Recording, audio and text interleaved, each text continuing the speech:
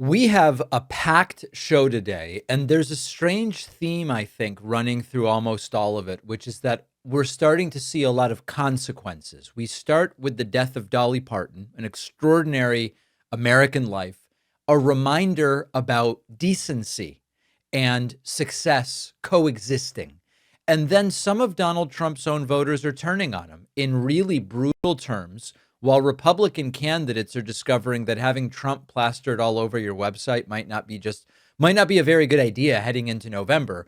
And meanwhile, Donald Trump picks another fight with Canada, but Canada refuses to surrender, and the consequences could reach your bathroom, your toilet. I will explain. We also have a very disturbing public health story. Measles deaths are back in the RFK Jr. era. And meanwhile, while a lot of people are understandably distracted by the daily chaos, Donald Trump has cleared a huge obstacle to try to take federal control over the upcoming midterm elections. It's not getting the attention it deserves. We will give it some attention, and I'll tell you what is happening there.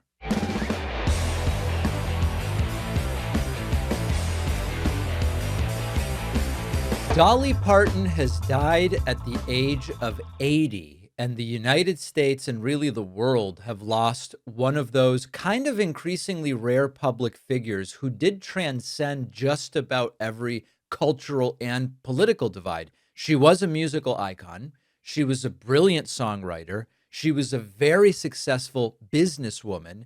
And by every indication, she was just genuinely a good person. Now, the story of Dolly Parton is very interesting. She was born in a one-room cabin in Tennessee. She was the fourth of 12 kids in a family with almost no money. And she wrote some truly classic songs. Jolene, 9 to 5, I Will Always Love You, sold more than 100 million records and built this incredible entertainment empire. But I am maybe even more interested for the purposes of this show about how her legacy goes way beyond just music. She has this imagination library, which has mailed hundreds of millions of free books to kids under 5. Back in 2020, she donated $1 million to COVID research at Vanderbilt. She funded work connected to the COVID vaccine. And she didn't really get involved in partisan politics, but you could see from her worldview that she believed in, I don't know, I guess we would say like compassion, allowing people to just be who they are and live as they are. And here is video of Dolly more than a decade ago. This is Larry King, by the way. This is not Dolly Parton. Dolly defending the LGBT community. And this was more than a decade ago. It really says a lot about who she was. Didn't you recently, though, throw support to the LGBT community? Oh, I'm always encouraged. I'm not encouraged. They've made me the poster child, I think, only because I'm so outspoken as far as just being accepting of people in general. I do not believe that we should criticize and judge other people. I think we should be accepting and loving.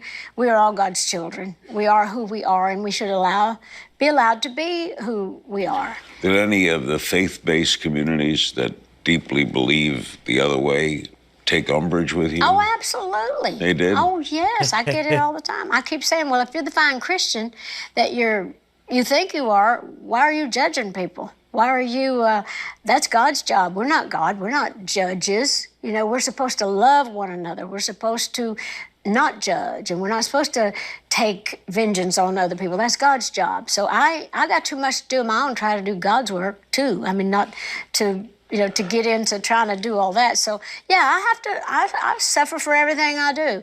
I'm not out to make any, I just think that we should be Why not? more loving, more caring. We are who we are. If you're gay, you're gay. If you're straight, you're straight. And you should be allowed to be, how you are. And what's very interesting about this is that, as you can tell, Dolly Parton was very religious. She was culturally Southern, but she didn't say, well, my religion says I've got to be cruel to people, or the environment I grew up in the South means that this is my view about LGBT people, or whatever the case may be. She had this instinct where her Christianity said, oh, you should include people. And she had this instinct which was, oh, my wealth should be used to improve the lives of other people, which is the opposite of everything that Donald Trump stands for. Now, Donald Trump seemingly realized, Trump often does this thing where when people die whose views are antithetical to his, he just attacks them. He just absolutely brutalizes them on social media. But even Donald Trump seemed to realize, hey, Dolly Parton is so universally loved that I'd better avoid saying anything vicious or strange about her. So he put out a Truth Social post where he said, quote, but he does start to make it about himself, though. He says, quote, very sad to report that Dolly Parton, one of the greatest country singers and far beyond ever, has just passed away. This is a true loss for millions of people. There has never been anyone like her and never will. In her honor, I am lowering the American flag throughout the United States for a 1-week period beginning tonight at 6 p.m. Rest in peace, Dolly. The world loves you. Now, as far as Trump posts go, this is a remarkably appropriate post. But even here, Trump kind of starts to make himself the central character. I am lowering the American flag throughout the United States, signed President Donald J. Trump. So the personified narcissism of Donald Trump still comes through. But okay, it's not as bad as many of Donald Trump's messages. I think the most revealing political story here is what government has done with the legacy of Dolly Parton. For example, Missouri recently cut funding for her Imagination Library from $6 million to $2 million. New enrollment stopped July 1st. Kids already registered are only going to get books. Guys, it's books. They will only be able to get books as the existing funding allows. And so politicians love honoring beloved people after they die. They lower flags and they publish statements, and that costs nothing. But continuing the work of these people is a choice. And Trump is right that there was really nobody quite like Dolly Parton, who accumulated massive fame and massive wealth, but primarily used those to bring people in. And she didn't demand unflinching loyalty. She wasn't constantly announcing how well liked she was. And if politicians really want to honor Dolly, what I would love to see them do is spend less time attaching your names to tributes and just ensure that the kids she cared about keep receiving their books. We're talking about books at the end of the day.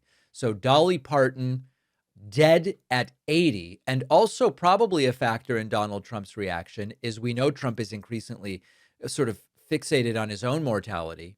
Donald Trump is also 80, and I assure you that this is another aspect that, without a doubt, Donald Trump is thinking about.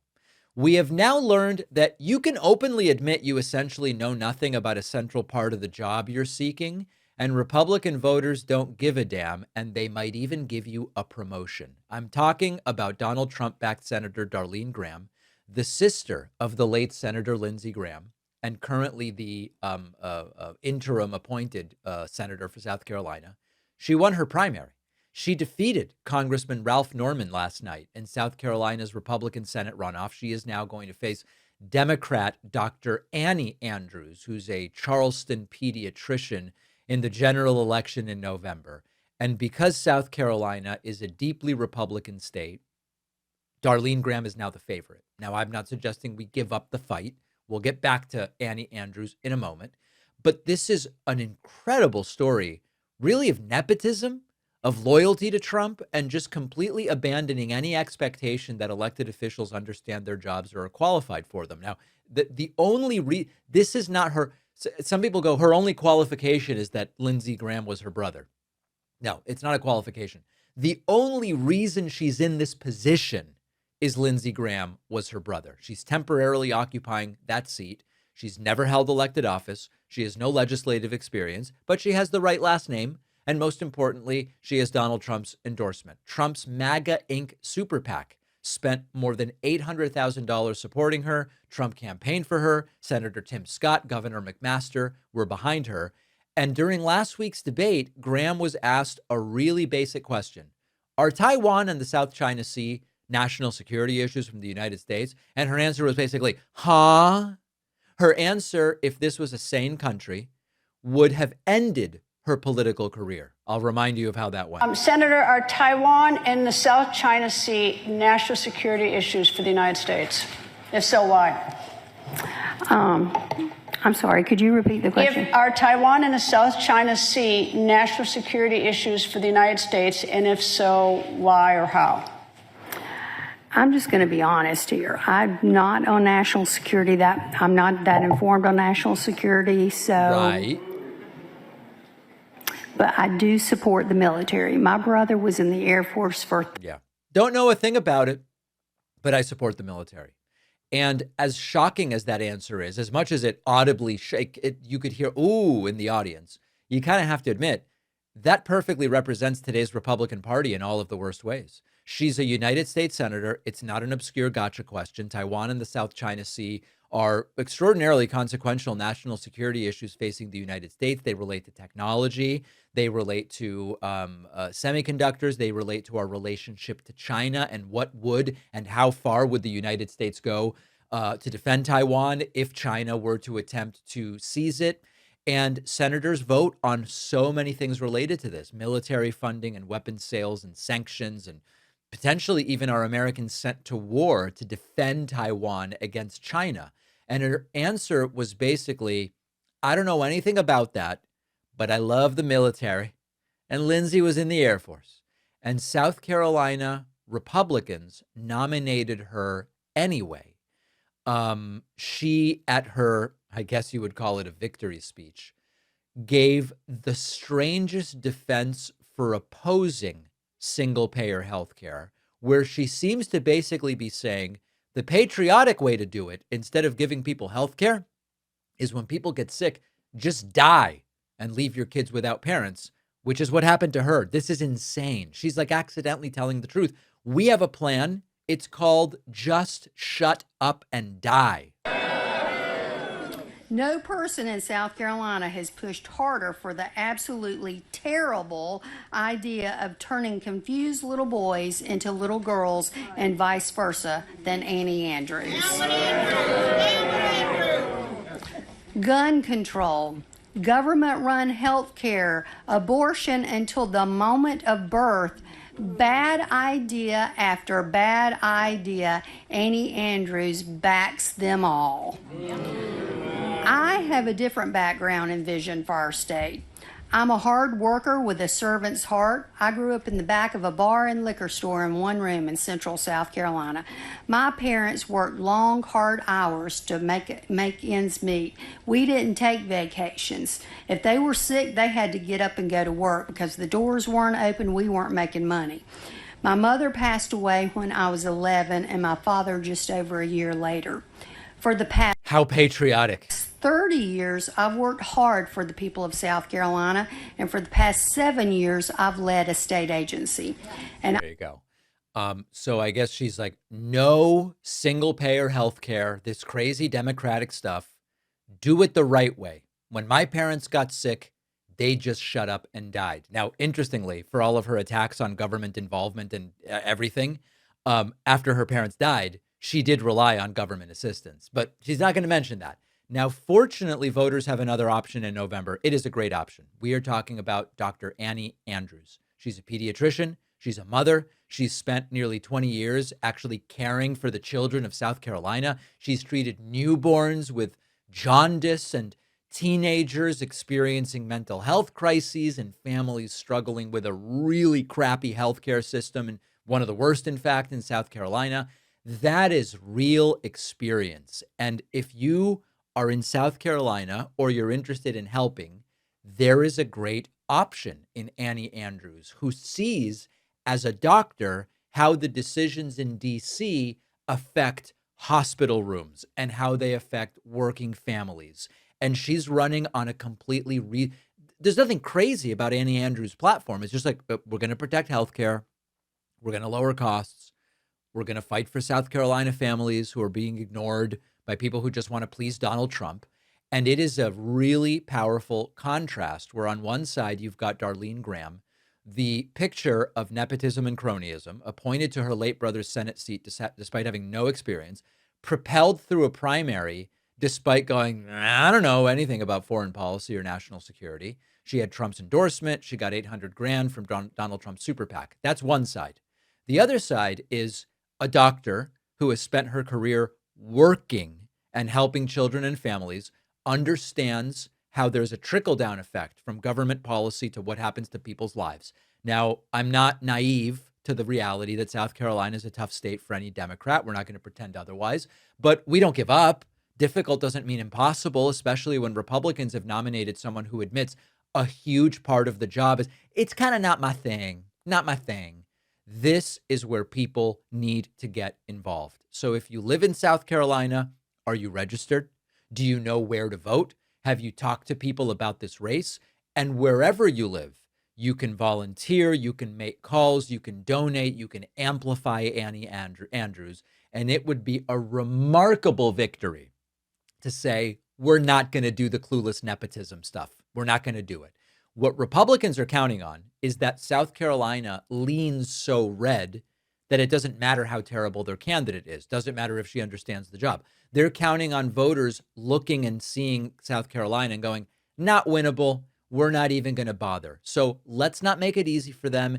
Even if Annie Andrews doesn't win, make them spend money to defend it. And if they spend money in South Carolina, it's money they can't spend elsewhere. Being this uninformed really should be completely disqualifying, and nepotism should not substitute experience. Well, she's clueless, but she's Lindsay's sister. Give me a break.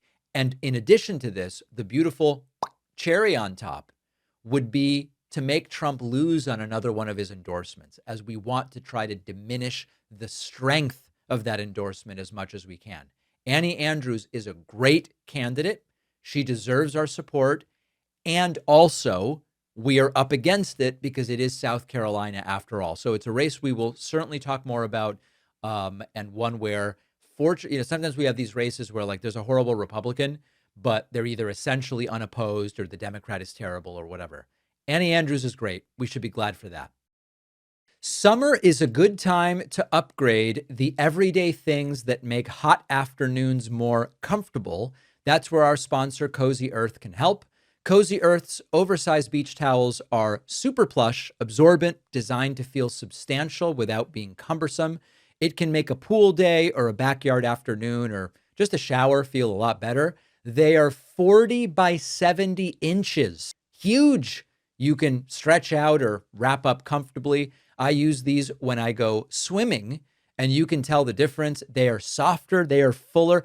Don't go with the thin, scratchy towels. I got used to them.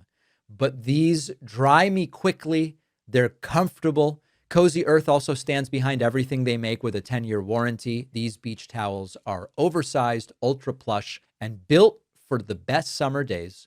Go to CozyEarth.com. Use my code, Pakman, for an exclusive 20% off. If you see a post-purchase survey, mention that you heard about Cozy Earth on my show. The link is in the description.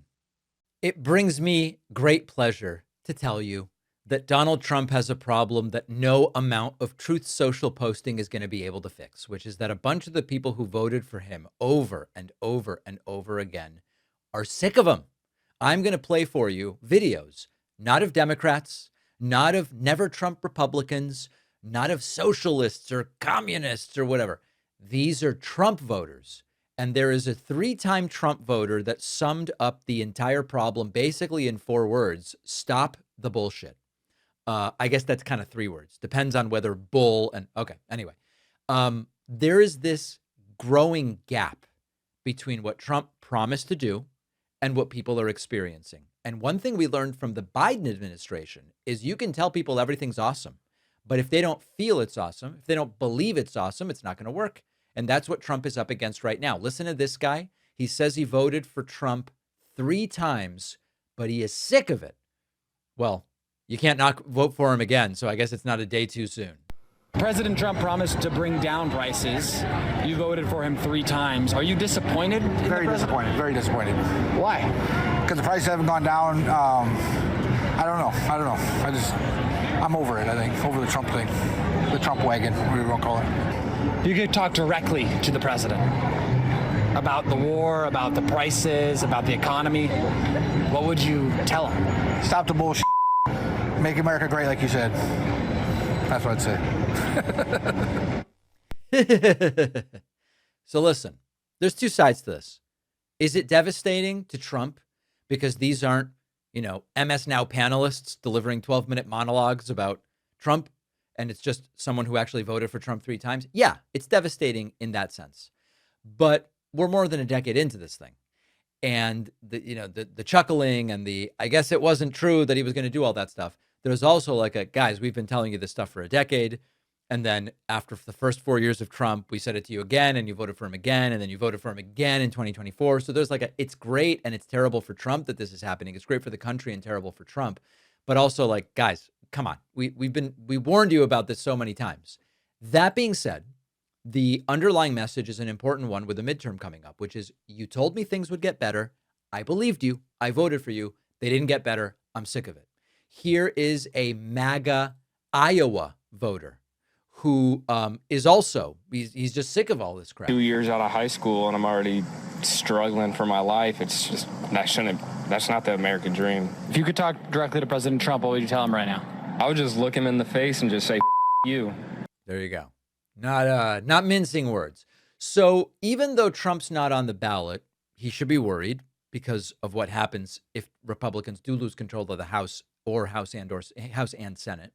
But there's a bigger issue here, which is that Trump and MAGA have survived politically by convincing supporters whatever's going wrong simply isn't Trump's fault. If prices are high, that's Biden. If the economy is weak, that's Democrats. The war isn't ending after 2 weeks. Someone else screwed it up. Your grocery bill isn't going down. Well, it's actually fine. The economy's great. We've solved affordability. But it's so bad that people are noticing what's happening to their lives. You can tell someone we defeated inflation the way Trump has done dozens of times. They know that they're paying more than ever at the grocery store and that they just spent $120 and they look down at one bag of groceries and they go, what did I even get here? You can tell them affordability as an issue has been resolved, but they see their credit card bill. They know they're racking up debt, falling behind on their car loan. You can tell them this is the golden age of Trump. And then they look around and they go, man, things aren't feeling super golden right here. And this is what is so dangerous. The voters aren't saying, I wish Trump was more effective at communicating his accomplishments. No, they're saying, I'm over it. It's bullshit. F you. That's a huge difference. And obviously, two people in interviews don't prove some massive national political realignment. Maybe these voters are unusual in some way, or maybe they go right back to voting for Republicans, other Republicans. But the level of frustration is what is critical because it lines up with a bigger political problem for Trump. He created massive expectations. No one forced him to do it. No one forced him to say, we're going to cut gas and energy by 50% in the first year. He could have campaigned on, give me the full 4 years and we will gradually improve affordability. Much less exciting promise, much more realistic one. But Trump promised instant results, ending wars overnight, lower prices, peace, prosperity, all this different stuff. And we were told once you put me, the genius businessman, back in charge, everything will become palpably and obviously better. Voters aren't experiencing it. Trump is running out of people to blame. And there's one other problem. Trump isn't going to change. Trump isn't suddenly going to become restrained, focused, and honest. That ship has sailed, probably sailed 70 years ago. He will keep exaggerating and boasting and blaming everybody else and insisting that everything is just amazing, which means the more disconnected his rhetoric becomes from people's lives, the more voters are going to start having the same reactions as these people. They haven't converted ideologically. They're not liberals. They're not progressives or anything like that. They're just exhausted. I'm over the Trump thing. Promise after promise, and it doesn't come true. Trump's entire movement depends on extraordinary personal loyalty. It's never revised. You never rethink it.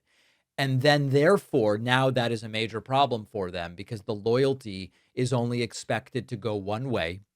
Trump doesn't give a damn about these people, and they are going to have some tough choice, or not.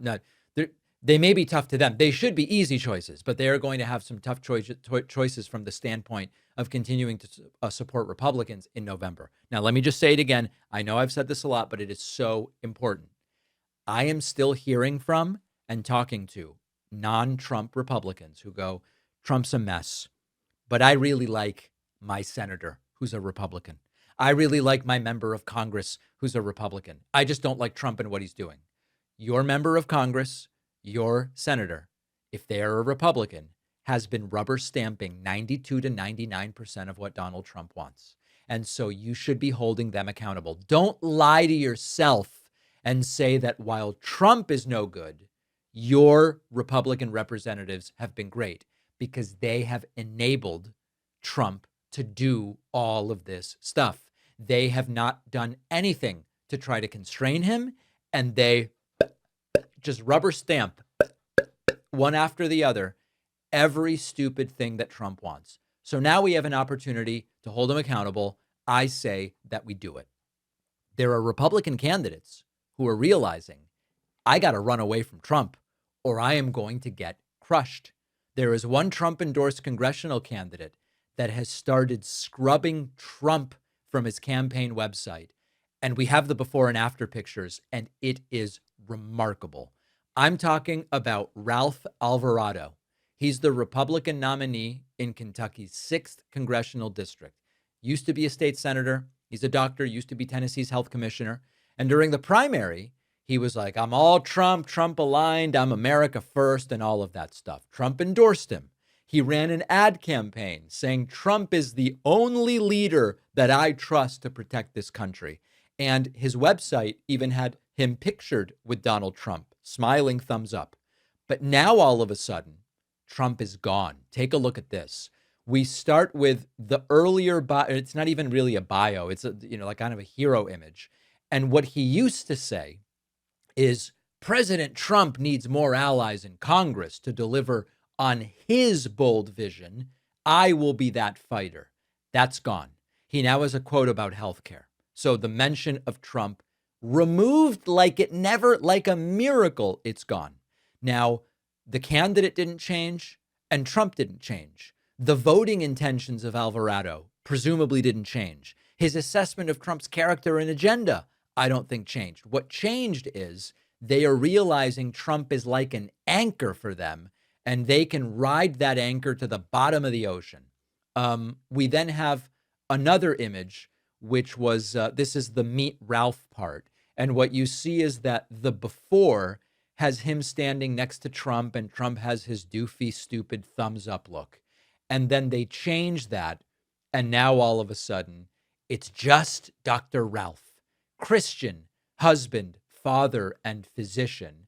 And all of a sudden, there's no mention of being alongside Trump. And the picture of him with Trump is also gone. Now, this is not altogether different from what happened with George W. Bush in 2008.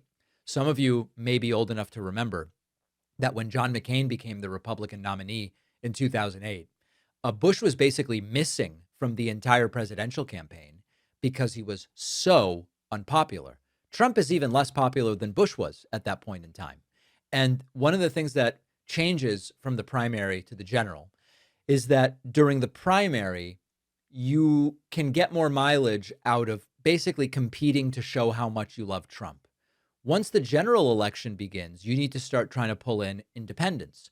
You need to pull in some moderates. You need to pull in Republicans who are rightly disgusted with Donald Trump. So Trump becomes a liability. And so what do? You Photoshop him out of the campaign. The picture with Trump is gone. The mentions of Trump are gone.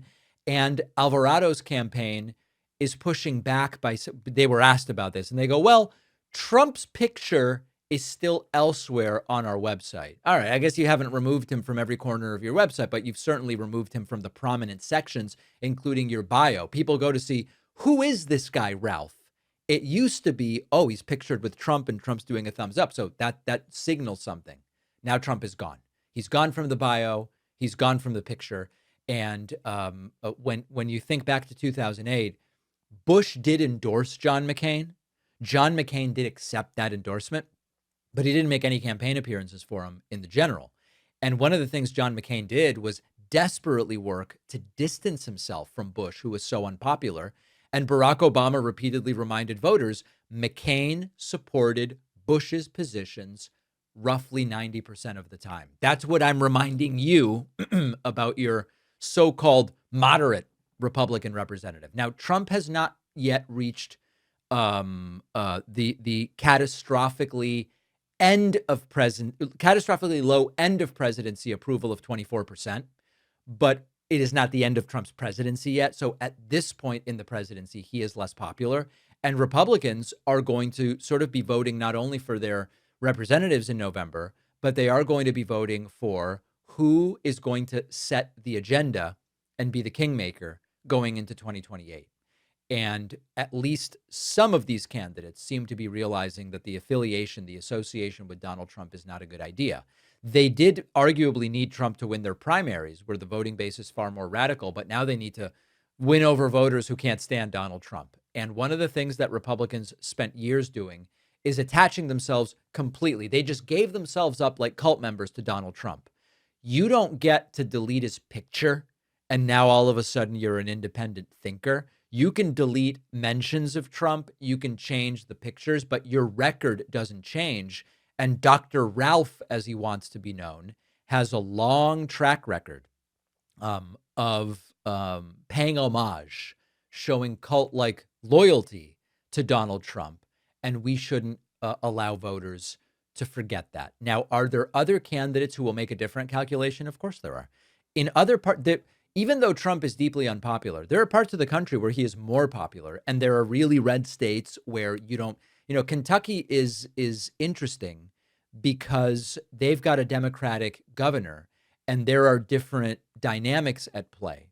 So the calculation might be different in a place like Utah or Arkansas or Mississippi, where it's actually much more to your advantage to align yourself with Donald Trump. But the most important point is the more independent the voting base seems to be, the more open to considering who is really working in my interest and who is working to line his own pockets. Voters are willing to ask that question. They are going to be increasingly leaning against Donald Trump, because anyone who really honestly thinks about that question knows that the answer is Trump's in it for himself, not for anybody else. So Trump is being scrubbed. We will see if even more candidates decide to do the same thing. The David Pakman Show is an audience-supported program, and the best, most direct way to support the show is by becoming a member at joinpakman.com. You'll get the daily bonus show, the daily commercial-free show, and plenty of other great membership perks. Get the full experience by signing up at joinpakman.com. Trump started a trade war with Canada. Canada decided we're not going to surrender. And Trump now is reacting like a guy who flipped over the Monopoly board because no one would let him buy Park Place. Except it's not monopoly. It's international trade. It affects hundreds of billions of dollars. And Trump seems genuinely furious that Canada will not simply do whatever he tells them to do. How dare they think about what's best for them? So Trump spent yesterday just attacking Canada in a series of increasingly bizarre posts after Canadian Prime Minister Mark Carney said, we're not going to accept these demands. Trump wrote, Canada's been ripping the USA off for decades. They're charging our farmers tariffs of 400% or more. Canada's driving American businesses out of business. Now, all of this stuff is either straight up false or very misleading. For example, the 400% claim. Canada has very high over quota tariffs on certain dairy products, but those rates apply only after the dairy free, it's soy tariffs. No, after the tariff free quotas have been exceeded and the lower tariff quotas have been exceeded. But Trump doesn't care about that. He's angry because he has this negotiating strategy, which is everybody should bow down to me. And it's not working. He imposed tariffs. He said and thought and believed, I guess, Canada was going to panic. And Canada was going to run back and say, Mr. Trump, please, what do we have to do to make it stop? And Mark Carney is like, yeah, we're not going to do that. Now, one sticking point apparently is about Trump's demands to weaken protections for the French language in Canada. Trump came back and was like, I never said they couldn't speak French, but that's not what it was about. It was about packaging and labeling. And Mark Carney was just like, we're not going to do that either. So Trump announces 50% tariffs on $20 billion worth of Canadian goods.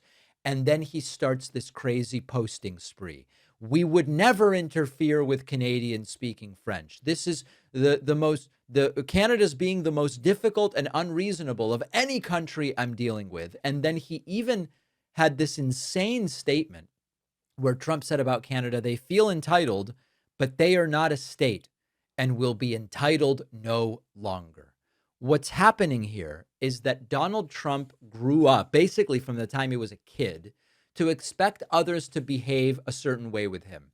And now that Canada isn't behaving that way, Trump's incapable of interacting with them without reminding them of his fantasy that somehow a sovereign country will become the 51st US state, and then just posting time after time after time about Canada. Over the last 10 years, the US lost on average $60 billion a year with Canada, no more.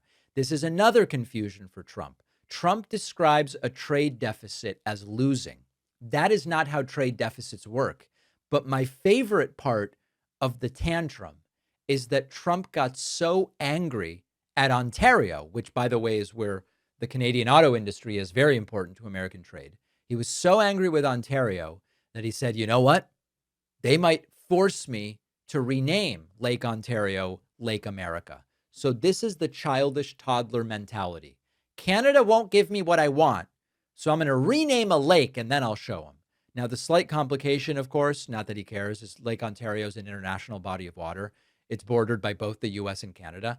And Canada's response to all of this, so much of this I summarized for you yesterday. Now Canada has had a chance to respond. They're so scared of what Trump is doing, they're going to buckle. No, they're not doing it. Canada has announced $20 billion in retaliatory tariffs on American goods.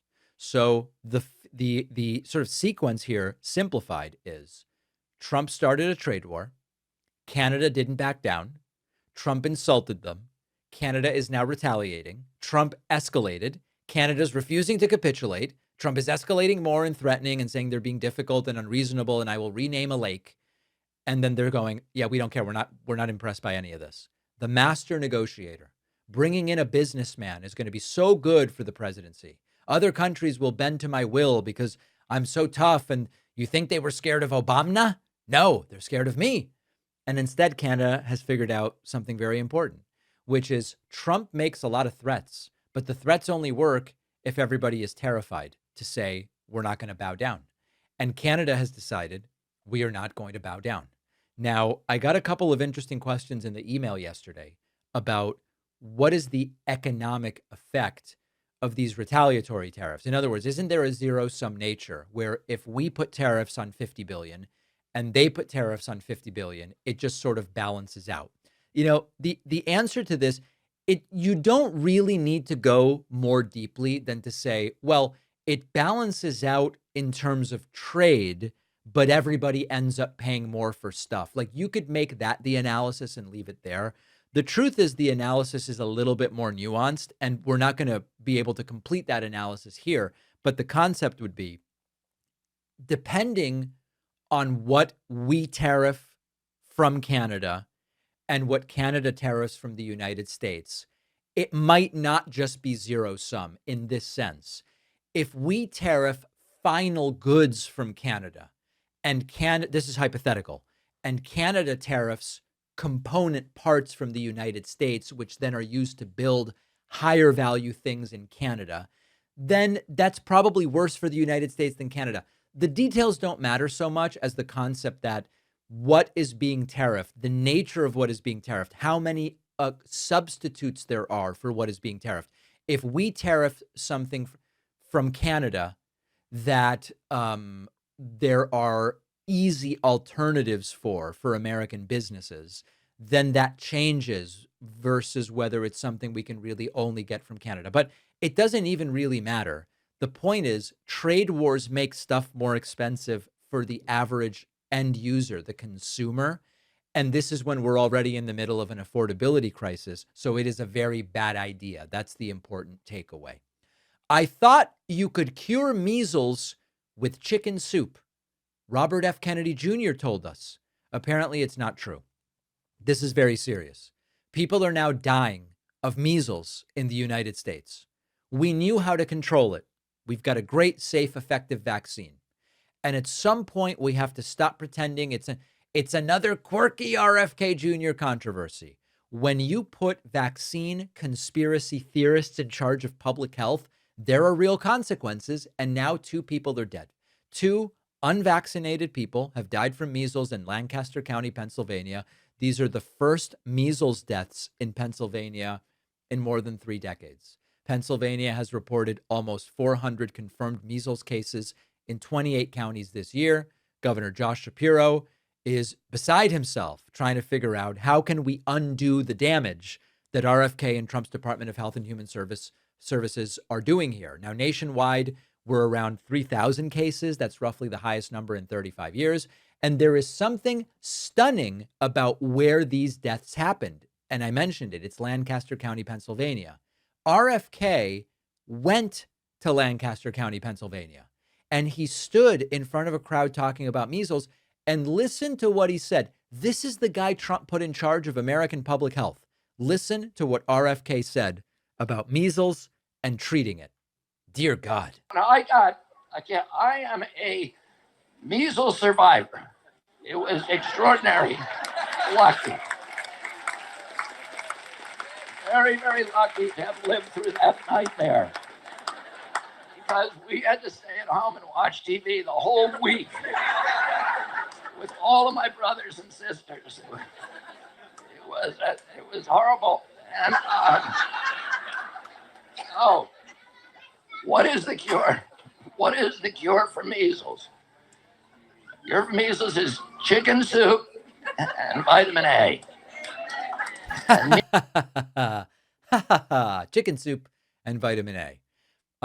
Now the Secretary of Health of Human Services talking about one of the most contagious diseases on earth. And 2 unvaccinated people have died from measles in that very county where he said that. Now, I'm not suggesting that Kennedy's comments caused these particular deaths. We don't know that. I certainly can't say that. But we can say something much broader and probably more important, which is that public health depends on trust. The person running HHS should make it easier to distinguish medical evidence from conspiracy theories, not harder. Measles vaccination is really good at preventing measles. Kennedy has been spreading doubt and misinformation about vaccines, about the seriousness of measles, about the need to vaccinate. And now there are growing calls for him to resign or be fired. Now, I don't think Trump's going to fire him. Trump loves this stuff. But we have heard from Maryland Senator Angela Alsobrooks, who says these lies and conspiracy theories are quite literally making people sick. He must be removed. Georgia Senator Raphael Warnock said he is a hazard to our health. He should resign. And Pennsylvania Governor Josh Shapiro stopped, I guess, sort of short of saying he has to leave, but said he had a blunt conversation with him where he said, you are causing a problem. Your statements and your misinformation are making people in my state of Pennsylvania less healthy and less safe. And that is exactly right. This is why, there was a lot of laughing when it became clear that RFK was going to be running American health policy, but it's not funny. And it was never, look at the eccentric guy with the brain worm who eats roadkill. Ha ha ha. This is going to be so funny. If you spend years convincing people that doctors and scientists and vaccines and public health agencies at the federal level and public health agencies at the state level, none of them can be trusted, some percentage of people is going to listen. And some of those won't vaccinate themselves and some won't vaccinate their kids. And when vaccination rates fall, diseases that were gone will be back. And Trump bears responsibility for it. He knew who Kennedy was. Everybody knew who Kennedy was. Long record of vaccine skepticism. It's not like, once he was nominated and he went to the confirmation hearings, he was like, I'm not so big on vaccines. This was one of the central controversies regarding the appointment. This is a multi-decade anti-vaxxer. And Trump put him in charge. And we have the numbers. It's not this vague, you guys fear-mongered about RFK. And now, we see it. Highest measles caseload in 35 years. And it is not an internet debate. This is not people arguing on Reddit or X, on TikTok or whatever. Diseases spreading, infecting people, families dealing with it, and now people are dead.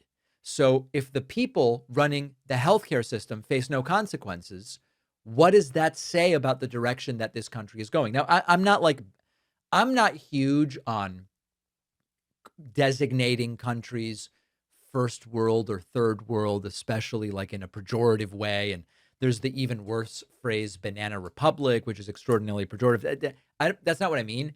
But we've covered before attitudes towards public health in some developing nations. And we had, when there was the Ebola crisis and American doctors were sent to West Africa, we had these horrible anecdotal stories about just completely false beliefs about medicine I don't, it's hard to talk about it without kind of being pejorative, but we were shocked by what some of the views in West Africa were with regard to what the West has come to learn about Ebola. Fine.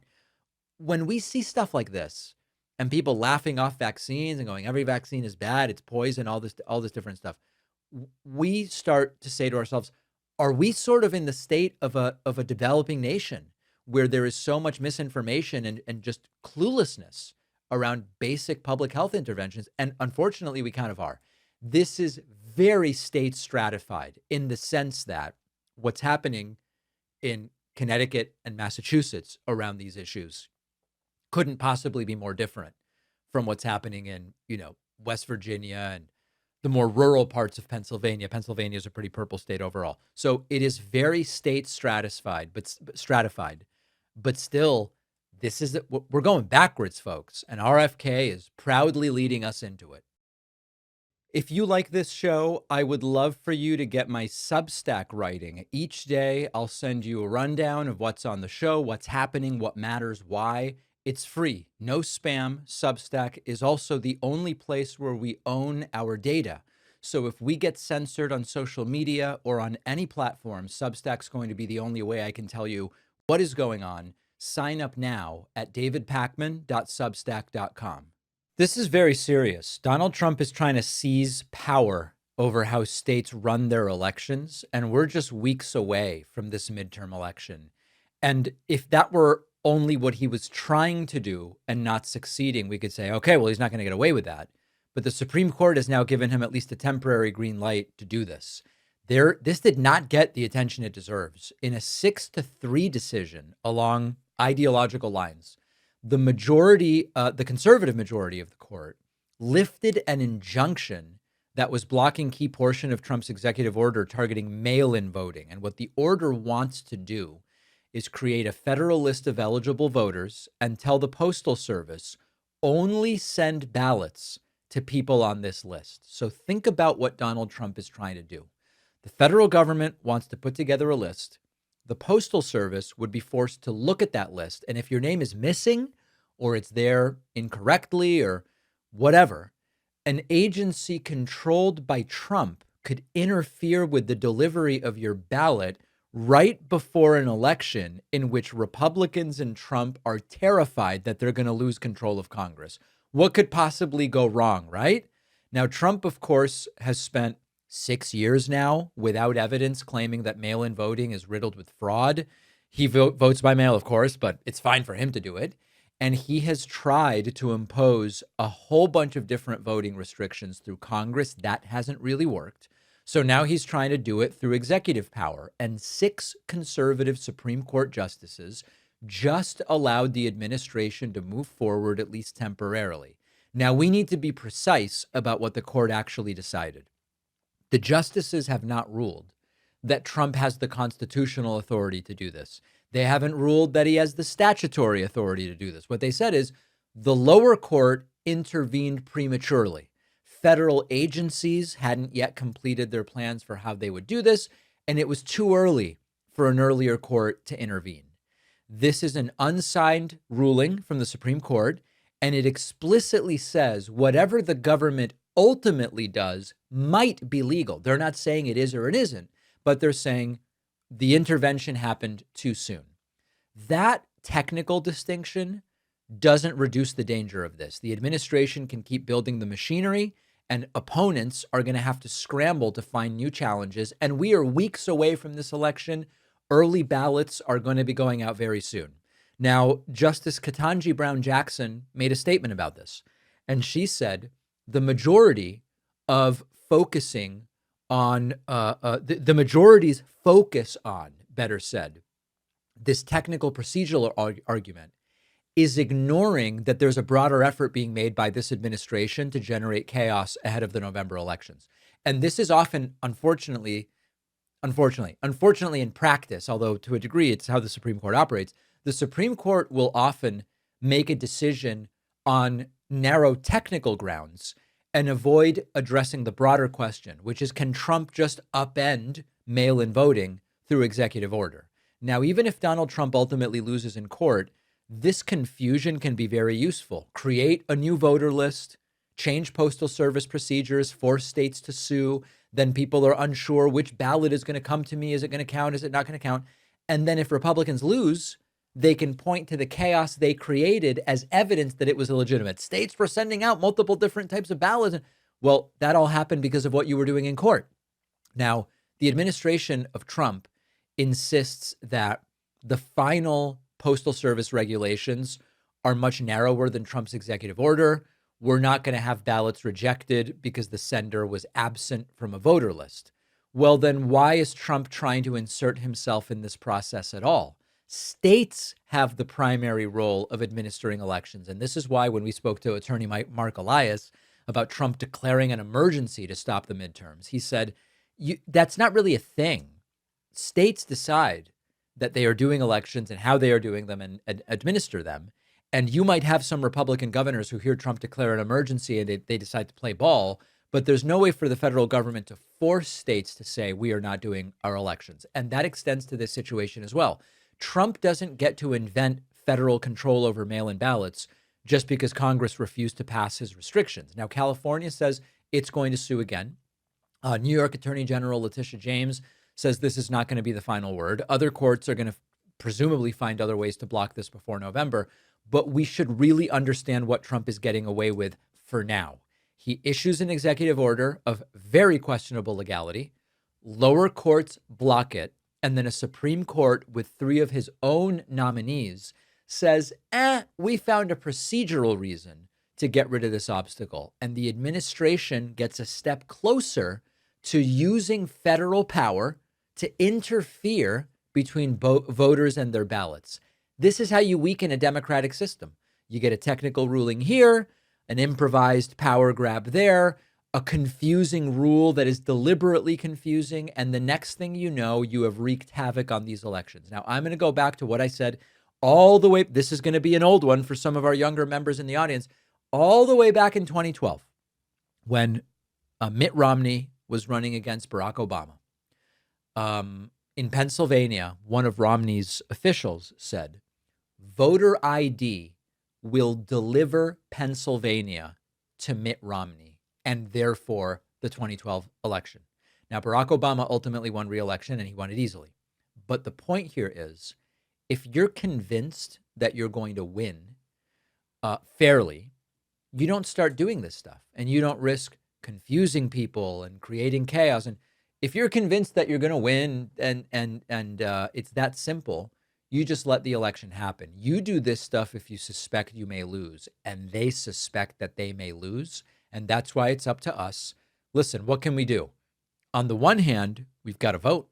We've got to run up the score as much as we can, because the bigger the margins are, the more difficult it is to win by confusing some portion of voters or win by messing with mail-in voting or whatever the case may be. But on the other hand, and I say this every election and Democrats don't always come through, we have to make sure that we are pulling out every single stop to ensure that we've got lawyers, we've got poll watchers, we've got courts doing everything that can be done to prevent these federal power grabs over what at the end of the day are state administered and state elections. The problem at the states is there's a lot of wacky secretaries of state, attorneys general, and of course governors. So we've got our work cut out for us here.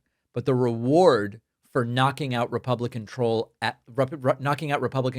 of at least the House of Representatives would be a major victory, and we've got to make sure that it happens. Donald Trump's trade war is going down the toilet, and I mean it literally. One of the latest casualties of Donald Trump's escalating tariff war with Canada is something that we really, really don't want getting more expensive in the United States. And I'm talking, of course, of toilet paper, one of the most important products for Donald Trump's day-to-day life. After trade negotiations between the United States and Canada collapsed, we now, as I told you, see the countries exchanging massive dumps of tariffs. And paper products are getting absolutely brutalized. And Canada says that starting September 8th, not very long from now, hundreds of Americans are going to be facing retaliatory tariffs on a bunch of products between 25 and 50%. That includes toilet paper. And if you're thinking, well, I'll use Kleenex instead, it's also going to apply to facial tissue and paper towels. Now, why would Americans care about Canada putting tariffs on American toilet paper? Because Donald Trump has simultaneously imposed a 50% tariff on Canadian paper products, and the American toilet paper industry is far more connected to Canada than you might realize. A lot of the American toilet paper is manufactured in the United States, but the industry relies on Canada for the raw materials. You might have noticed from looking at a map. Now, some people don't have maps, so you've got to look at pictures, but when you look at maps, you see that Canada has a lot of trees. And the United States imports a lot of Canadian toilet paper as well. In 2024, the United States imported $328 million worth of toilet paper from Canada, making Canada the biggest foreign supplier of toilet paper. And major retailers in the United States source a lot of those paper products from Canada. Manufacturers have warned this Canadian trade war is going to lead to significantly higher prices on these products. Procter & Gamble owns Charmin, ultra soft, 12 ply, softer than a baby's bottom, right? Procter & Gamble's Charmin. They said last year tariffs are going to force them to raise prices. And we are now looking at something even worse. We are looking at creating a toilet paper price problem for ourselves because Trump decided, let's do another trade war. Let's do it with one of our closest allies. Now, if you're wondering, do Americans really use enough toilet paper for this to matter? Oh, yeah. Trump alone is going through roll after roll after roll as he is flushing who knows what, including classified documents down his toilet. Americans reportedly used an average of 141 rolls of paper per person per year, which sounds very high because that's like a roll per person every 2.5 days in a family of 4. That would basically be a new roll of toilet paper every 8 hours. So I got to admit, I don't really understand how this is being measured, but Americans reportedly use 141 rolls per paper per person per year, which would put the United States as number 1 in the world for toilet paper consumption. And toilet paper is only one example of the absurdity here. If we move beyond paper and look at the massive tariffs that Trump has placed on Canadian dairy and cars and auto parts, Canada is retaliating against American dairy and American seafood and a whole bunch of other products. Now, Susan Collins is worried. This is sort of an aside. I'll mention this. Susan Collins, who is embroiled in a tough re-election campaign in Maine, she's worried because the tariff on American seafood will go directly to Maine's lobster industry. You go into Quebec and a lot of that lobster comes from over the border in Maine. That could be a real problem for Susan Collins. If there's any glimmer of positivity in this, this might be bad for Susan Collins, but the main issue is it's going to be bad for everyday Americans, and that's really what we care about. Now, Trump's U.S. Trade Representative, Jamieson Greer, horrible guy, he says there's no way the trade war is going to affect American consumers. You're putting huge taxes on finished products and raw materials, crossing one of the largest trade relationships on earth. Businesses are saying this is going to be a problem. And you're just going, no, it's all totally fine. It's not how tariffs work. Companies importing tariff goods pay the tariffs to the Treasury. They can absorb some of that, but typically they shift about 80 to 85% of those cost increases directly onto consumers. Now, contrast this with the promises of Donald Trump. Everything will be cheaper. Affordability will be fixed. And what we're now talking about is how much more expensive is it going to be for Trump to wipe his butt? Trump wants to show Canada who's boss. It looks like, once again, Americans are going to be picking the tab up one square at a time.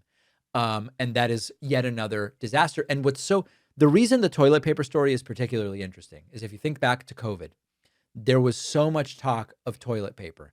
Toilet paper is, we've got no supply and it's expensive and people are hoarding. And because people are home instead of at work, those massive industrial sized rolls that are really for public bathrooms can't be rejiggered in order to work in home dispensers. And we will never, once Trump takes over, we will never again have toilet paper shortages. And now we're looking at toilet paper getting 25 to 50% more expensive. So that's really the issue here. It is yet another hypocrisy. It is yet another way in which the average American gets screwed. Now, on the bonus show today, a California couple is confronting their surrogate in a Texas court. There is a huge dispute over a newborn that is escalating. It's a crazy story. Now, Target is once again getting hit with backlash for a Halloween costume with what are being described as minstrel show features. We will look at it. And a judge strikes down the Texas ban on drag shows, saying if you're offended by drag shows, don't go to drag shows. Personal responsibility, freedom, liberty. What a concept.